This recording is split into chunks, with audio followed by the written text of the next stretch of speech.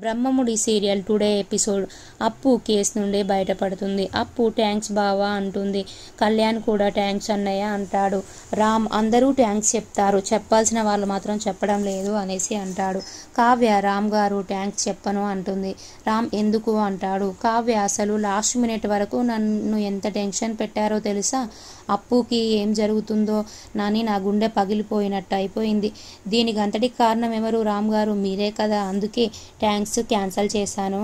ఊరికే జోక్ చేశాను లేండి. థ్యాంక్స్ రామ్ గారు అంటుంది. యామిని వచ్చి నువ్వు సూపర్ బావా, లాస్ట్లో సాక్షిని తీసుకొచ్చి అప్పుని కాపాడావు అంటుంది. రామ్ అప్పుని ఇరికించిన వాళ్ళకి బుద్ధి చెప్పాలి అంటాడు. కావ్య ఏం అవసరం లేదు రామ్ గారు, అప్పుకి జాబ్ వచ్చినాక అప్పుయే చూసుకుంటుంది అంటుంది. యామిని బావ నాకు అర్జెంటుగా వర్క్ ఉంది, నేను వెళ్ళిపోతాను అనేసి వెళ్ళిపోతుంది. రాము ఇంట్లో వాళ్ళందరికీ ఈ విషయం చెప్పాలి, వెళ్దాం అంటాడు.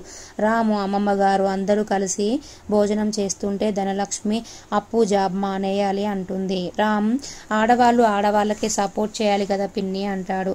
రామ్ పిన్ని అత్త తర్వాత అమ్మ అలాంటిది అంటారు. అప్పుకి మీరే కాపాడుకోవాలి. అమ్మమ్మ గారు స్వప్న కూతురు బర్త్డే అంటుంది. రామ్ బర్త్డేని గ్రాండ్గా సెలబ్రేట్ చేద్దామనేసి అంటాడు.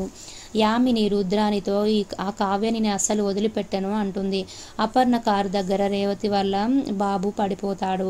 అపర్ణ ఒరే ఫ్రెండ్ నువ్వా అంటుంది. అపర్ణ బాబు కారు మీద కూర్చోబెట్టుతుంది. అప్పుడు అక్కడికి రేవతి వచ్చి చూస్తుంది. అపర్ణ ఆ బాబుకి బ్యాండేజ్ వేస్తుంది.